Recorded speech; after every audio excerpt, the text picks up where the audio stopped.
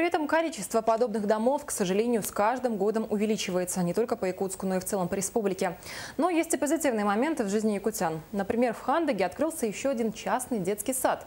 Причем жильцы дома, где располагается учреждение, словно попали в волшебную сказку. В подъезде плавают золотые рыбки, а за ночь выросли настоящие яблони. Репортаж Марии Винокуровой. Все это придумала и воплотила в жизнь семиклассница Хандыгской средней школы Валя Яковлева.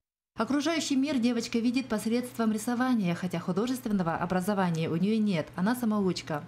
Я очень довольна, радуюсь, смотрю, даже не могу представить, что я вот это все сделала. Была не уверена в себе сначала. Теперь смотрю и очень довольна всем.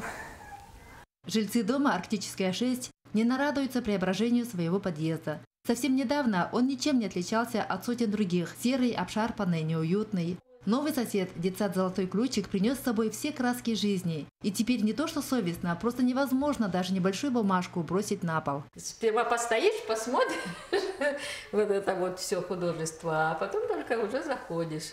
Молодец, девочка. Впереди замена входной двери подъезда, покраска лестницы. К лету возле дома будет разбит цветник, установлена детская игровая площадка. Чтобы все родители довольны пришли, что приятно зайти в наш детского сада. Идеи обустройства подъезда далеко не новые, не требуют особых усилий и денежных затрат. Выполняются они из подручных материалов и на энтузиазме тех, кто желает сделать мир ярче, добрее и светлее.